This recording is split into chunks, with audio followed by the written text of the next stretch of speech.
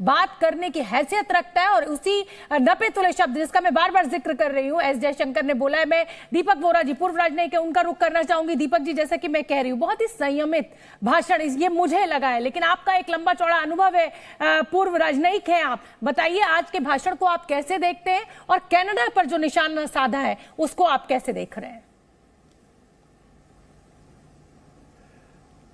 आपने doctor S Jaishankar ने जो अभी संबोधित किया है यूनाइटेड नेशन जनरल असेंबली को, एक चीज आपने देखी होगी, हमेशा हमारी परंपरा रही है कि हम बायलैटरल इश्यूज को रेज नहीं करते। जो भी कोई समस्या है दो देशों के बीच में, हम कहते हैं भाई बातचीत से आप उसका समाधान ढूंढिए। हमने रेज नहीं किया। इनडायरेक्टली बहुत कुछ इन्होंने कहा है कि जो देश टेररिज्म को, आतंक को प्रमोट करते हैं डोमेस्टिक पॉलिटिकल रीजंस के लिए, वो नहीं होना चाहिए। ये भी उन्होंने कहा कि अब दुनिया बदल चुकी है। मैम, संयुक्त राष्ट्र संघ खुद 78 साल पुराना है। 78 साल पुरानी चीजें आपके घर में नहीं है। मैं तो अभी 72 साल का हूं।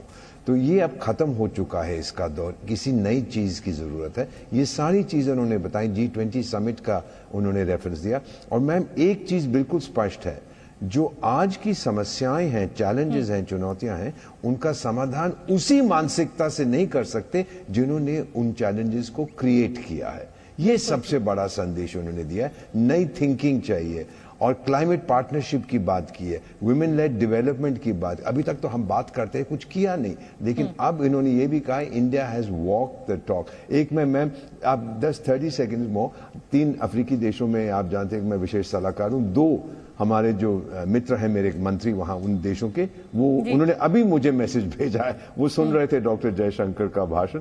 वो कहते हैं an outstanding performance, Bravo India. और फिर उन्होंने कहा एज कंपेयर्ड टू दी उजिंगा मुजुंगू, ये स्वाहिली शब्द है, इसका मतलब वो पागल जो फिरता रहता है, रेफरिंग टू जस्टिन ट्रूडो।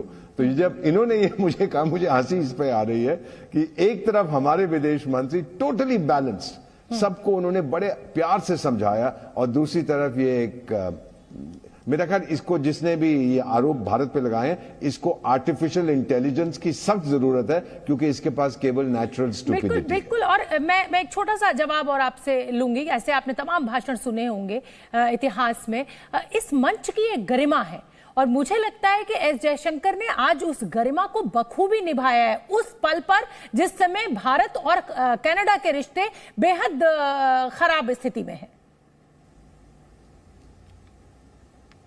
सही बात है। हमेशा से मैम, चाहे हमारे पहले अटल बिहारी वाजपेयी साहब के भाषण सुने, बहुत से लोग, I heard Rajiv Gandhi speak, Mrs Gandhi speak, हमेशा ये ग्लोबल इश्यूज पे बात करते हैं। ये बात करते हैं कि सब लोगों को मिल के साथ चलना चाहिए। यही गरिमा उन्होंने बरकरार रखी है। अब जो आपका पड़ोसी मुल्क है आतंकिस्तान, जो आपकी पश्चिम तरफ है, जब भी उनका समय आएगा वो एक ही राग अलापेंगे, बस जी कश्मीर का मुद्दा जो है समाधान कर दो, फिर क्लाइमेट चेंज सब ठीक हो जाएगा, हंगर चली जाएगी, वुमेन लेड सब कुछ। हम लोग वो नहीं करते। Global issues for the world. बिल्कुल, ये बड़ी बात आप कह रहे हैं दीपक जी कि बायलैटरल, एक तो 2 देशों के बीच का जो मुद्दा है उसकी चर्चा से भारत हमेशा किनारा करता है, उसको कभी नहीं करता है। दूसरा, ग्लोबल मुद्दे जिससे दुनिया, वैश्विक, जिसे कहा जाए कि वैश्विक एकजुटता की बात हमेशा भारत के द्वारा की जाती है। एक बार आतंकवाद पर क्या कुछ कहा विदेश मंत्री एस जयशंकर ने, वो अपने दर्शकों को फिर से सुनवा देते हैं।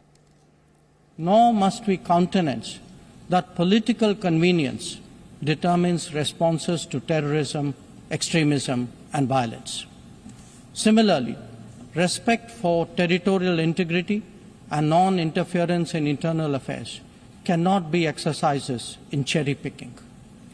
When reality departs from the rhetoric, we must have the courage to call it out.